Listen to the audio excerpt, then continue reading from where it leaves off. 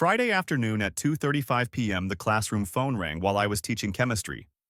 23 sophomores were watching me demonstrate acid-base reactions with litmus paper. I ignored the first ring because lab safety protocol meant no interruptions during experiments. The phone rang again. I picked it up and heard the secretary's voice shaking slightly when she told me to come to the elementary playground immediately. Emma had fallen and paramedics were already there. I dropped the beaker and ran. The elementary wing shared our campus, and I knew the route by heart because I ate lunch with Emma every Friday in her second-grade classroom. Down 3 hallways, through the double doors, past the lockers that still smelled like new paint from summer renovations. The playground looked wrong from 50 feet away. Kids clustered by the fence instead of playing. 2 teachers holding them back with outstretched arms. Ambulance parked at an angle with lights flashing but no siren. That meant conscious patient, which was good, but the silence felt worse somehow. Emma was on the ground next to the monkey bars with a paramedic kneeling beside her. Her left arm bent at an angle that arms don't bend. I dropped to my knees on the wood chips, and she started crying harder when she saw me. The paramedic was young, maybe 25, with the kind of calm face that comes from doing this job long enough to know panic doesn't help. He told me both bones were probably broken based on the displacement, and we needed to get to St. Mary's Hospital immediately. I climbed into the ambulance with Emma while they loaded her onto the stretcher, and she screamed when they moved her arm even slightly. That sound cut through everything else like glass breaking in an empty room. I called Lisa from my cell phone once we started moving. She answered on the second ring, and I could hear her keyboard clicking in the background because she worked from home doing graphic design. I told her Emma broke her arm and we were headed to the ER. 2 seconds of silence, then she said she was leaving right now and asked if I'd called my mother yet. I said I wanted to wait until we knew more from the doctor. Lisa said no, call them now. This is exactly what family is supposed to be for. The paramedic put an oxygen mask on Emma's face, even though she was breathing fine. He told me later it gave kids something to focus on besides pain. We pulled up to the emergency room at 2:58 p.m. Automatic doors, fluorescent lights that made everything look too bright, that specific antiseptic smell that every hospital has. Nurses moved around us, asking questions about insurance and allergies, while I tried to remember Emma's exact date of birth, even though I'd known it for 7 years. They put us in a room with a curtain partition, and Emma lay on the bed crying softly, while a nurse told us the doctor would be here in a few minutes. I held Emma's good hand and told her she was being so brave. 3:25.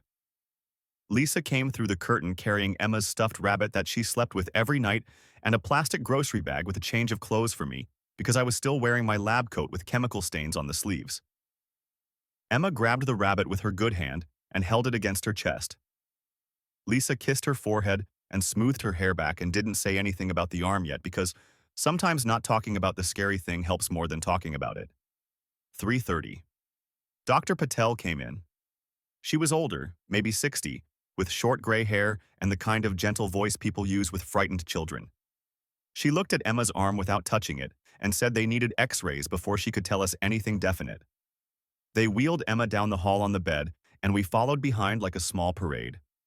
Radiology department, cold room, big machine that looked like something from a science fiction movie. Emma cried through the entire process. We stood in the hallway afterward waiting for results, and Lisa held my hand without saying anything because there wasn't anything to say yet. 3:45. Back in the emergency room with x-ray images pulled up on a computer screen mounted to the wall. Dr. Patel pointed to 2 bones that were clearly broken with fragments displaced away from each other instead of lined up properly. Both the radius and ulna fractured, she said, which meant Emma needed surgery to place pins and hold everything in position while it healed. They would admit her overnight, possibly 2 nights depending on how she responded to the procedure. Lisa squeezed my hand hard enough that her nails dug into my palm slightly. Dr. Patel said surgery was scheduled for somewhere between 6 and 7 p.m., and we could stay with Emma until then. Afterward, she would go to room 340 on the pediatric floor. When the doctor left, Lisa looked at me and said I needed to call my family and tell them what was happening. I pulled out my phone and opened the family group chat that had 8 people in it. Me, Lisa, my mother, my father, my sister Ashley, my brother Jake, my Aunt Carol, and Ashley's husband Brett. I typed out the message explaining Emma broke both bones in her forearm and needed surgery tonight at St. Mary's Hospital, and we would be here for 2 or 3 days in room 340 after the procedure was finished. Hit send at 3:45 p.m. Watched the screen and saw the read receipts appear one by one over the next 6 minutes. Mom at 3:47. Ashley at 3:48. Dad at 3:50. Jake at 3:51. All 4 of them saw the message within 6 minutes of me sending it. I told Lisa they saw it, and she nodded and said, "Good. Someone will probably come by soon." 4 o'clock. A nurse brought Emma pre-op medications in a small plastic cup that looked like the kind you get at a dentist's office. Liquid that tasted like artificial cherry flavoring according to Emma's face when she swallowed it. The medication made her drowsy within 20 minutes. Lisa sat in the chair next to the bed, reading aloud from some book about a girl and a dragon, while Emma's eyes kept closing and opening slower each time. I sat in the other chair checking my phone every few minutes. 4:15. No messages from anyone. 4:30. Still nothing. 5 o'clock. 0 responses in the group chat. I opened it again just to confirm I'd actually sent the message and wasn't imagining things. The message was there, with all 4 red receipts still showing and no replies underneath. 5:30 came and went. Lisa looked up from the book she'd been reading and asked if anyone responded yet. I said not yet, and she frowned and said, "That's weird." 6:15. The nurse came in and said they were ready to take Emma to surgery now. Emma opened her eyes, still groggy from the medication, and said my name like a question. I stood up and held her good hand and told her I would be right here in this exact spot when she woke up, and I promised. She said, "Okay." They wheeled her bed out of the room and down the hallway toward the double doors marked surgery, and we couldn't follow past that point. The doors swung closed behind her, and we stood there for a long moment before walking to the surgical waiting room. Uncomfortable chairs with thin padding, old magazines from 3 months ago, television on the wall playing the news with the sound turned off. We sat down and I checked my phone again. Instagram notification from Ashley. I opened the app and saw she had posted a story 6 minutes ago. Professional quality photo probably taken on her phone with one of those filters that makes everything look expensive. Location tag said, "Bellissimo Ristorante." The photo showed my mother, my father, my brother Jake, my Aunt Carol, Ashley's husband Brett, and Ashley in the middle, all of them holding champagne glasses and smiling. The caption said, "My 34th never felt so good," with a champagne bottle emoji and a crown emoji, and the words "blessed" and "family first" as hashtags. Posted at 6:10 p.m. I stared at the photo for 30 seconds trying to make my brain process what I was seeing. Then I showed it to Lisa. She looked at the screen, then at me, and said they were at Ashley's birthday party in a voice that had no emotion in it at all. I said they all read my message at 3:50. Her face went completely cold. Not angry yet, just empty, like someone had turned off all the lights behind her eyes.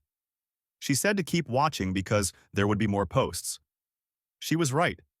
6:45. New story posted. Video of a birthday cake with lit candles and everyone singing in the background. I could see my mother's face in the corner of the frame laughing. 7:05. Another photo. My father standing with his wine glass raised mid-toast. Caption said, "Best dad speech ever," with a crying emoji and a heart emoji. 7:20. Group photo that looked professionally composed with everyone gathered close together. Ashley in front with her hand on her chest smiling. Caption said, "My real support system," with a red heart emoji. Lisa saw that one and said, "What the heck does that mean?" I said I didn't know. Put my phone away and stared at the wall. Lisa put her hand on my knee and told me not to do it. I asked not to do what? She said not to make excuses for them yet. I didn't respond to that. 8:30. The surgeon came out still wearing scrubs with her mask pulled down around her neck. She told us surgery went well, and they placed pins in both the radius and ulna. Emma would need a cast for 6 to 8 weeks. She was in recovery now, and should be awake in about 30 minutes. 9:15. A nurse came to get us and led us to the recovery area. Small room divided by curtains with Emma in the second bed, eyes half open, cast running from her elbow to her fingertips in bright purple because that was her favorite color. She said mommy and daddy in a small voice.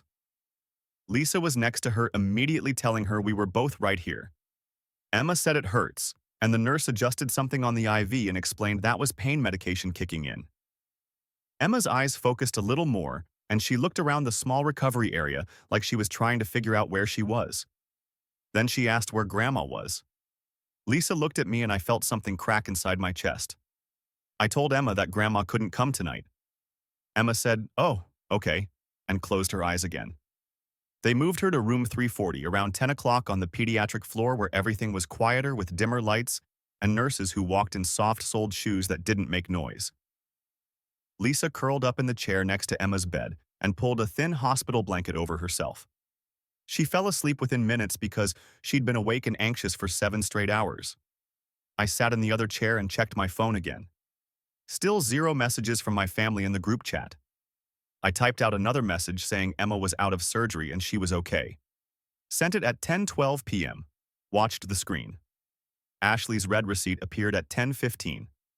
No response came after it. I opened Instagram again and saw Ashley had posted something new at 10:22. Photo of her mid-laugh, candid shot with professional lighting, probably taken by Brett. Caption said, "Best birthday ever. Thank you to everyone who made it special," with a heart emoji and a champagne glass emoji. 47 likes already. Comments underneath said things like, "You deserve it, Queen," and "So happy for you," and "Gorgeous as always." I took a screenshot of that post and another screenshot of the group photo with the caption about her real support system. Then I took a screenshot of my message with all the read receipts showing the exact times everyone saw it. Saved all 3 images to a folder. Put my phone away and sat in the dark hospital room listening to Emma breathe. Saturday morning at 7 a.m., Lisa woke up and stretched in the chair where her neck probably hurt from sleeping at a weird angle all night. Emma was still asleep, breathing steadily with her casted arm resting on top of the blanket. Lisa told me to go home and shower and she would stay here with Emma. I asked if she was sure and she said yes. Just bring back breakfast when I came back. Maybe bagels. I stood up and kissed Lisa's forehead and looked at Emma one more time before leaving. Drove home through empty Saturday morning streets and the house felt wrong when I walked in. Too quiet, too normal, like nothing had happened in the last 16 hours. I showered and changed into clean clothes and stood in the kitchen for a full minute, not sure what I was supposed to do next. Checked my phone. The group chat still had no new messages. Opened Instagram and saw my mother had posted something at 11:30 last night. Photo from the party showing her hugging Ashley with a caption that said, "My beautiful girl," and a red heart emoji. Jake's wife had posted a group photo showing everyone at the table with dessert plates visible in front of them. Every single post had the location tagged as Bellissimo Ristorante. I sat in my car in the driveway for 10 minutes, staring at my phone and scrolling through posts and trying to make sense of how all 6 of them could see my message about Emma's emergency surgery, and then spend the entire night at a birthday party posting photos online. Couldn't make it make sense. Drove back to the hospital and stopped at the bagel shop on the way. Got Emma's favorite kind with cinnamon sugar. 9 a.m. Back in room 340. Emma was awake watching something on the iPad that Lisa must have brought from home. She was eating the bagel slowly with one hand, awkward and careful. Lisa watched her for a minute, then pulled me out into the hallway. She asked if anyone called and I said no. She asked if anyone texted and I said nothing. Her jaw got tight in that way it does when she's made a decision, and nothing is going to change her mind no matter what I say. She said she was posting about this on Nextdoor so our neighbors would know what my family did. I started to say her name like I was going to argue, but she cut me off. She said no, she was done protecting them, they ignored me, and they ignored Emma, and they partied all night like nothing happened. She pulled out her phone and started typing before I could say anything else. Not that I wanted to stop her. Saturday morning at 9:30, Lisa showed me her phone before she posted anything. I read what she'd written on the Nextdoor app. 7 sentences. Simple. Direct. No accusations, just facts with timestamps. Yesterday, our 7-year-old had emergency surgery. My husband texted his family at 3:45 p.m. All 6 of them read it within 5 minutes. 0 responded. At 6 p.m., they posted photos from a birthday party. At 9:30 p.m., our daughter asked where her grandmother was. This is who they are. I nodded and she hit post. She said, "Here we go." 10 a.m. My phone started buzzing with notifications. 15. Next door alerts in the first 10 minutes. I opened the app and watched comments appear in real time underneath Lisa's post. Someone named Jennifer M. wrote that this was heartbreaking.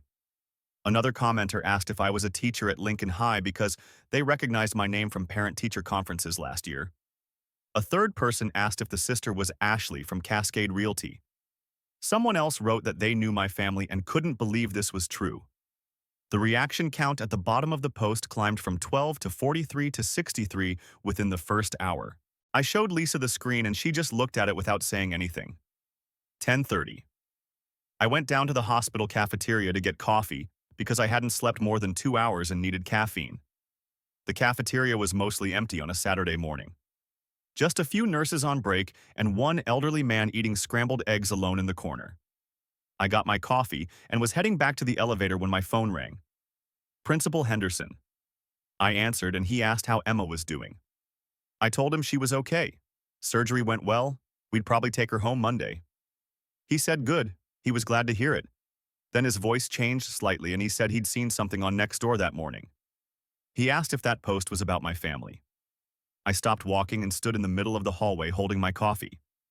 Told him, yes, sir, that was my family. He said he had no idea and he was sorry we were going through that. I thanked him and said we were managing.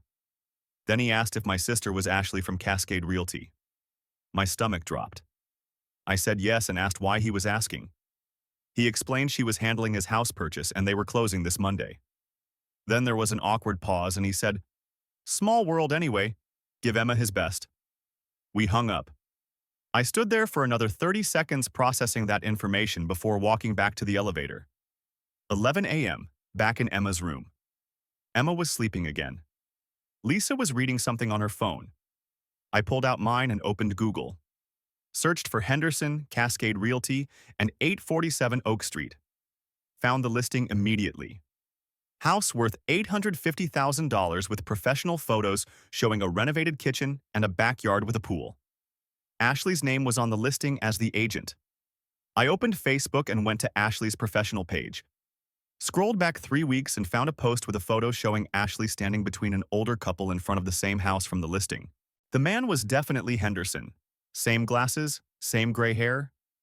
The caption talked about how excited she was to help longtime clients find their dream home, and then mentioned that when you have family roots in the community, trust comes naturally. There was a specific line where she wrote, "Shout out to my brother David, beloved Lincoln High teacher," with an exclamation point. The post had 42 likes and 6 comments. One comment said, "Family connections matter." Another said, "That's real integrity right there." I stared at that post for a full minute. She had used my name, my reputation, without asking. Without even telling me. Lisa looked up from her phone and asked what was wrong. I showed her the screen. She read it, then looked at me, then read it again. Asked if Ashley had name-dropped me for credibility with her clients. I said apparently yes, and I never knew about it until right now. Lisa's jaw tightened and she said that makes everything worse somehow. 11:30. My phone started ringing. Mom calling. I declined the call. 10 seconds later, it rang again. Mom calling again. Declined. My phone immediately started ringing with Lisa's number showing on Mom's screen. She was calling Lisa now. Lisa declined without even looking at who it was. Text messages started coming through. Mom's name appeared with a message in all capital letters telling us to take down that post. Ashley sent one saying we were destroying her career. Jake sent one asking why we had to make this public when it was between us. I muted the group chat and put my phone face down on the table next to Emma's bed. Emma stirred and opened her eyes and asked who kept calling. I told her nobody important. 2 p.m. Emma was napping again after eating some lunch. I checked Nextdoor and saw the comment count had reached 138. Scrolled through some of the newer ones. A woman named Jennifer M. had written that she had a showing scheduled with Ashley for Monday but just canceled it. She wrote that if Ashley couldn't show up for her niece's surgery, she didn't deserve anyone's business. Someone replied saying same, they canceled theirs too. Another person commented that character matters when choosing who to work with. I took a screenshot and texted it to Lisa without saying anything. She looked at her phone, read it, and texted back that it's starting. Saturday evening around 6 p.m. Emma was awake watching a movie on the iPad.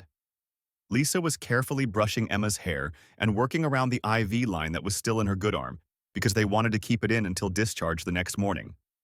I sat in the corner chair Googling Ashley's name combined with reviews. Found her Yelp page for her real estate business. Scrolled past the 5-star reviews from happy clients until I got to the 2- and 3-star ones that people usually only leave when something goes badly wrong. One review from 6 months ago gave 2 stars. The reviewer wrote that Ashley was great and attentive until their closing fell through due to inspection issues. After that, Ashley blamed them for wasting her time and stopped returning calls. Very unprofessional when things don't go her way. Another review from 8 months ago gave 3 stars. Said Ashley seemed more interested in her commission than finding them the right home. Felt rushed through viewings.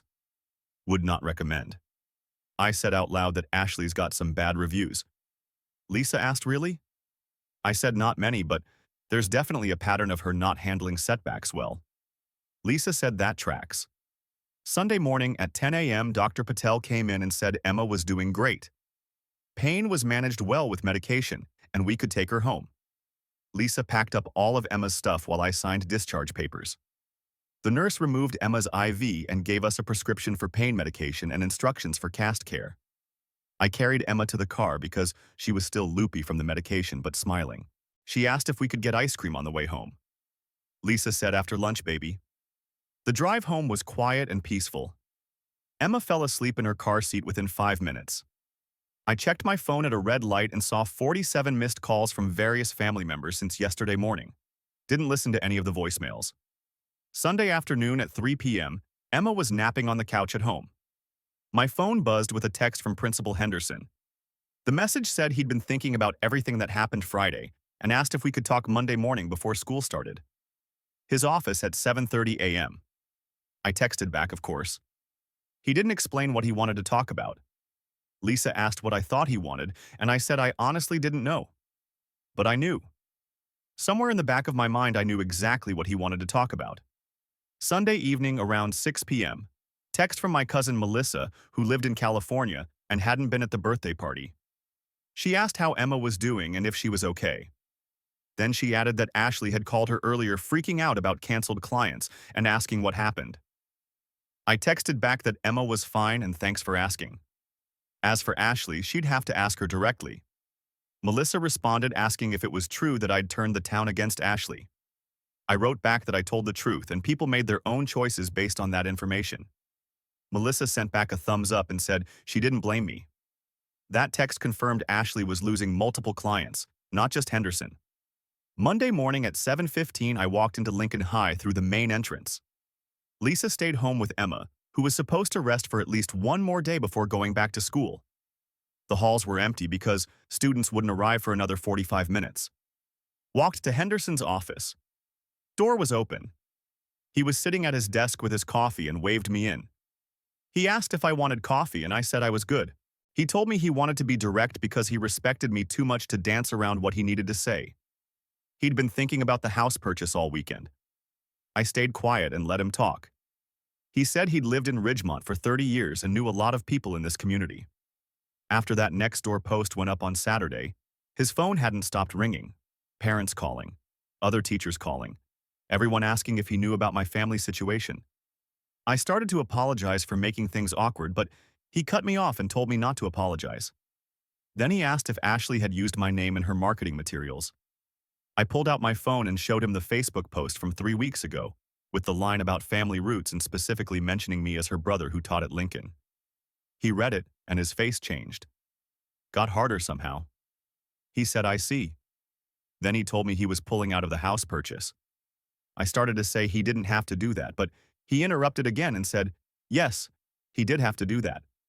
He explained that he'd told Ashley he was buying through her because he trusted her.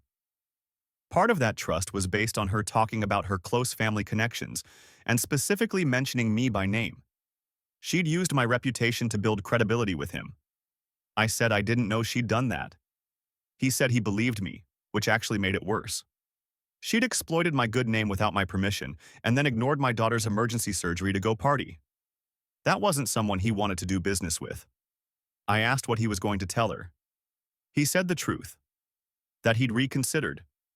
We talked for another 5 minutes about Emma and when she'd be back at school and if there was anything he could do to help. I thanked him and said we were managing fine. Walked out of his office at 7:55. Stood in the empty hallway for a moment before heading to my classroom.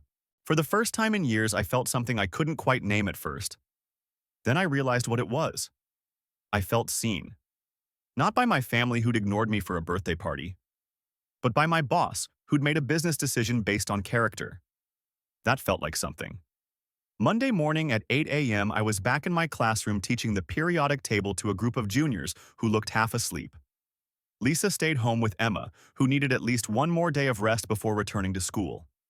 I wrote electron configurations on the whiteboard and explained valence shells while trying not to think about everything that had happened over the weekend. A girl in the front row raised her hand and asked if my daughter was okay. I told her Emma was doing great and thanked her for asking. Another student, a boy who usually sat in the back and never participated, spoke up without raising his hand. He said his mom had seen the post on Nextdoor, and what my family did was really messed up. I paused with the marker still touching the whiteboard. Told the class, let's focus on chemistry. The bell rang at 8:50 and students filed out. I checked my phone while erasing the board and saw 3 missed calls. Mom, Ashley, Jake. Didn't call any of them back. 2:15 p.m. I was in my classroom grading lab reports during my free period when my phone buzzed with a text from Principal Henderson. The message said he'd just sent the withdrawal notice to Cascade Realty effective immediately. I typed back thanking him for telling me. He responded saying I didn't ask him to do this and he wanted that clear. I wrote back that I knew. Checked the time on my phone. 2:15. Ashley probably just found out or would find out any minute now. Put my phone in my desk drawer and went back to grading. 2:47. Driving home from school with my phone connected to the car's Bluetooth. Ashley's name appeared on the dashboard screen with an incoming call. I declined it. 10 seconds later, Ashley calling again. Declined again. Voicemail notification appeared, but I didn't listen to it. My phone buzzed with rapid-fire text messages. Opened them at a red light. 4 messages from Ashley, all in capital letters. First one said, pick up your phone. Second said Henderson backed out. Third asked what I said to him. Fourth said, call me now. I put the phone on Do Not Disturb mode and set it in the cup holder. 3:30. Walked through the front door. Lisa was in the kitchen chopping vegetables for dinner. She asked how school was. I said it was fine, and Henderson withdrew from the house purchase. Her eyes went wide, and she asked if he actually did it. I said, yeah, he did. Emma was on the couch in the living room with her iPad propped up on her lap and her casted arm resting on a pillow. She looked up when she heard my voice. Asked if we could FaceTime Grandma because she wanted to show her the cast. Lisa and I looked at each other. I told Emma maybe later. Emma said Grandma hasn't called yet and asked if she was mad at her. Lisa's jaw tightened, and I could see her gripping the knife handle harder. I knelt down next to the couch and told Emma that Grandma wasn't mad at her. She was just busy right now. Emma said okay and went back to her iPad. 4 o'clock. My phone was still on Do Not Disturb, but I could see notifications piling up on the lock screen. Between 4 p.m. and 6 p.m., my phone rang 23 times. Mom called 6 times. Ashley called 8 times. Dad twice. Jake 3 times. Unknown numbers that were probably Brett or Aunt Carol trying from different phones. The group chat counter climbed from 12 unread messages to 47. I watched the screen light up over and over while I made spaghetti for dinner. Didn't answer a single one. Lisa stood next to me, chopping vegetables and watching my phone buzz across the counter. She said Jesus Christ under her breath. Emma asked from the living room who kept calling.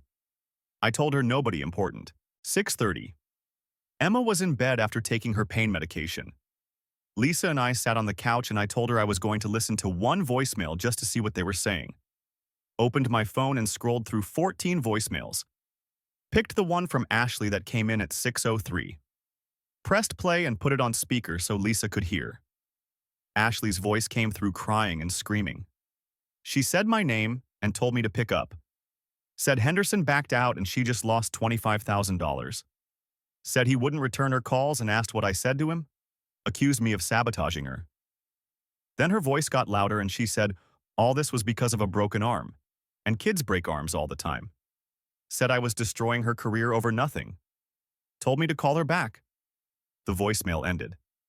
Lisa stared at the phone and asked if Ashley just said over nothing. I said, yeah, she did. Deleted the voicemail and put my phone back down. Lisa said I wasn't calling her back. I said no, I wasn't. Tuesday morning at 7 a.m., my phone buzzed with a text from Melissa. She said my mom had called her last night and told her the whole family had an emergency meeting about me. They were planning to show up at my house today, and she wanted to warn me. I thanked her for the heads up. She sent another message saying, for what it's worth, I did nothing wrong, and Ashley had always been the favorite child. I took a screenshot of the conversation and showed it to Lisa over breakfast. Told her they were coming here today. She said, good, let them come. Tuesday at 3:45 there was a knock on the door. I opened it and found Mom and Dad standing on the porch. Mom's eyes were red and puffy like she'd been crying. Dad stood slightly behind her with his hands in his pockets. Mom said we needed to talk. I told her Emma was sleeping and to make it quick. Dad asked if they could come inside. I didn't move from the doorway. Mom said please. Ashley was devastated. I told her that Emma had asked me yesterday why Grandma hasn't called her. Mom's face crumbled and she started to say she was going to call, but I cut her off. Told her it had been 4 days since Emma's surgery Friday night and she hadn't called once. Dad said they didn't think, and I interrupted him to say, right, exactly, they didn't think. Mom's voice got higher and she said Ashley lost a huge commission because of what I told Henderson. I said I told him the truth when he asked if Lisa's post was accurate. Dad said I could have lied to protect my sister. I asked why I should protect her when she didn't protect my daughter. Mom said Ashley made a mistake, and her voice was shaking. I stepped forward, and my voice came out low and controlled. Told them a mistake is forgetting to call or showing up late. Said Ashley made a choice, and they all did, when they chose a birthday party over a 7-year-old's emergency surgery. Mom insisted they didn't know it was that serious. I pulled out my phone and opened the family group chat. Scrolled up to Friday at 4:17 p.m. and showed them the screen. Photo of Emma in the hospital bed with her arm in a temporary splint and tears on her face. The caption underneath said, going into surgery in 2 hours, scared. Mom stared at the photo and started crying. Dad leaned in to look and said, they didn't see that. I told them no, they didn't look. They stood there for another minute not knowing what to say. Then they turned and walked back to their car without saying goodbye. I closed the door. Tuesday evening around 7. Emma was watching a movie with Lisa, and I was in the kitchen pretending to clean up from dinner, but really just Googling Ashley's name to see what was happening. Found the Ridgemont Community Facebook group and scrolled through recent posts. Someone had posted something 4 hours ago with 237 reactions.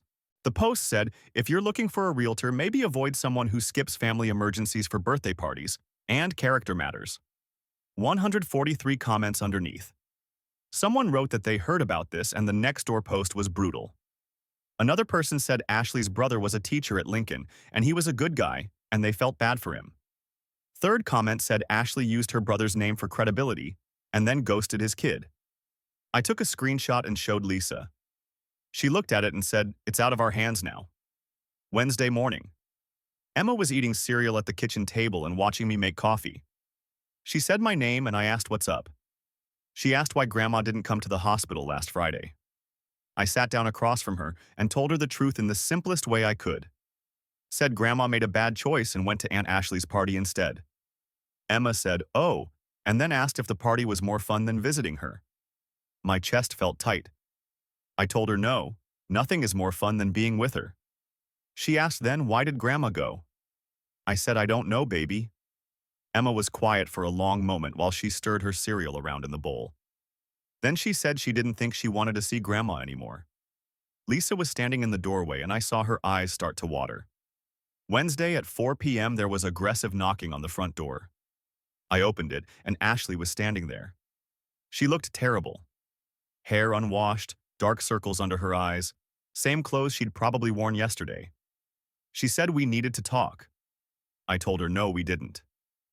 She pushed past me into the house without waiting for permission. Lisa came out of the kitchen and said, "Excuse me." Ashley started yelling. Said I ruined her career and Henderson was her biggest sale of the year. Said she'd put a deposit down on a BMW and now Henderson wouldn't even answer her calls. I stayed calm and told her he made a choice. She said yes because I poisoned him against her. I said I answered a question honestly. She screamed that I could have lied. Lisa stepped between us and told Ashley to get out of our house. Ashley pointed at Lisa and said this was her fault because of that Nextdoor post.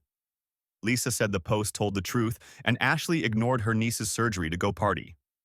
Ashley's voice got even louder and she said it was her birthday. Then Emma's small voice came from the stairs saying, "Mommy." Everyone froze. Emma was standing on the third step with her casted arm held against her chest and a scared look on her face. Ashley saw her and her expression changed. Went from angry to something else, maybe guilt or shock. She said Emma's name and called her sweetie. Emma backed up and hid behind the banister.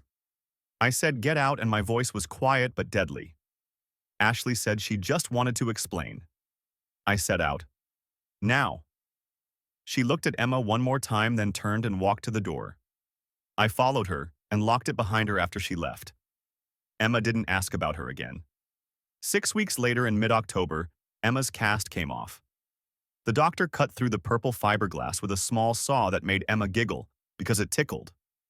Her arm looked pale and smaller than the other one with a thin pink scar running along the side where they'd made the incision for surgery.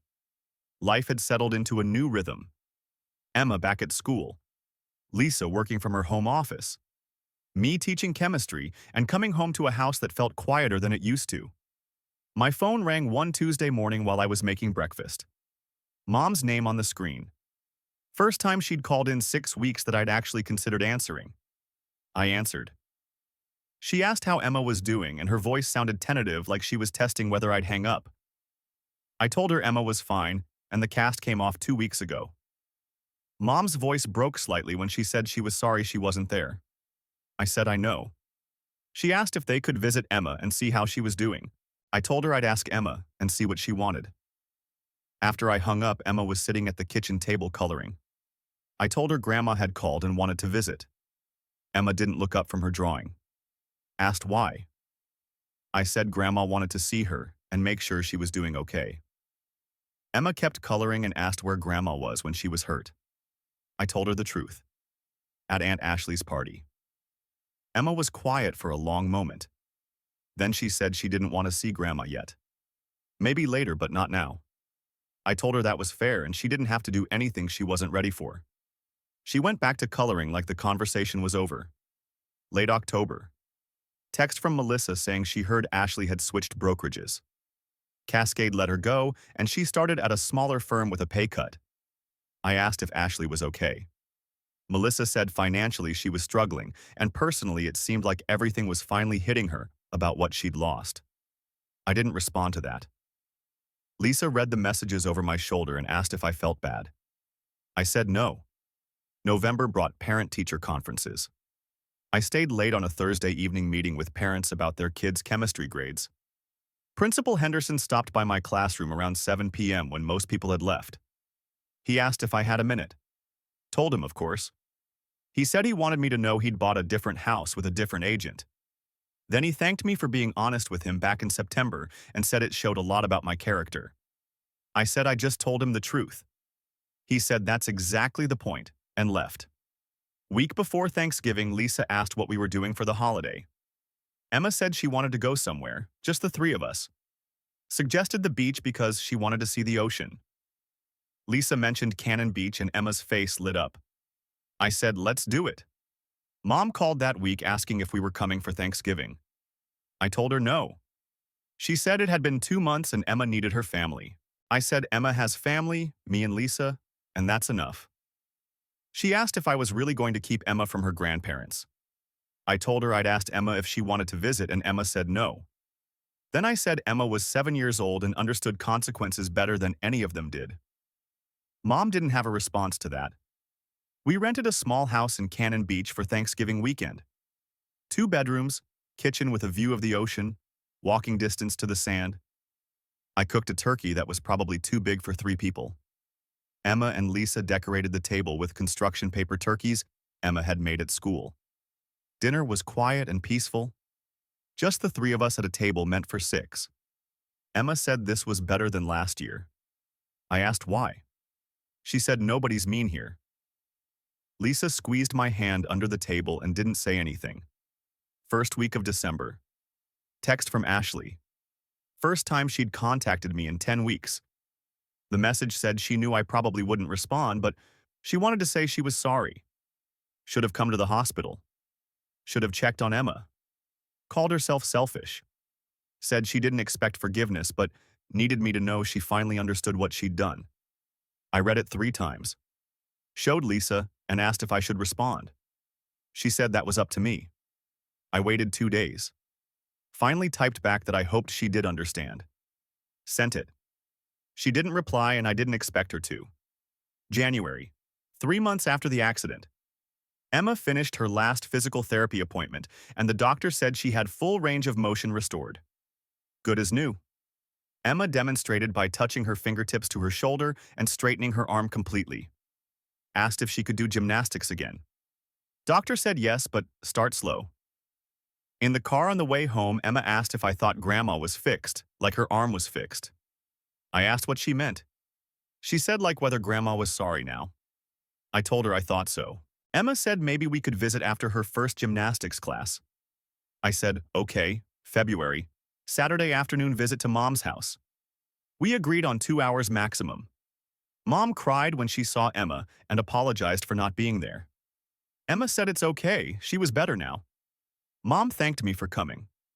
I told her Emma wanted to come and this was for her, not for them. Conversation was stiff and careful like we were all walking on ice that might crack. Dad asked Emma about school. Mom showed Emma photos of their dog who died last year. We left after exactly 2 hours. Emma said in the car that it was okay and asked if we could wait a month before going again. I said, yeah, baby, we can. March. Text from Melissa saying Jake and his wife weren't talking to Ashley anymore. Something about bringing shame to the family. Dad had stopped calling Ashley weeks ago. Only Mom still reached out regularly. I wrote back that it was sad. Melissa asked if it really was, though, considering Ashley did this to herself. I said, yeah, she did. August rolled around 10 months after the accident. Emma's 8th birthday party in our backyard. 12 kids from school running around. Lisa's parents came and brought presents. Emma's gymnastics teammates showed up with their parents. I'd invited Mom and Dad. They came and stayed for 90 minutes before leaving just before we brought out the cake. No Ashley, no Jake, no extended family. Emma blew out her candles while everyone sang, and Lisa asked her what she wished for. Emma said she couldn't tell or it wouldn't come true. That night, I tucked her into bed and she asked if I was glad I stayed with her at the hospital that night. My throat got tight, and I told her I would always stay with her. She said I know. People told me I overreacted.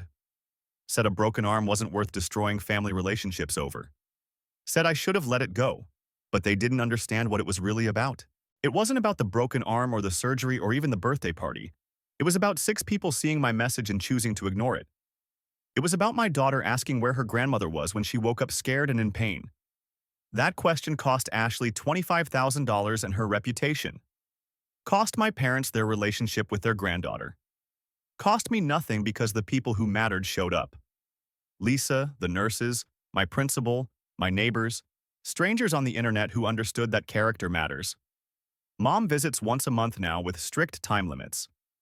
Emma tolerates it because she's a better person than I am. Ashley and I don't speak.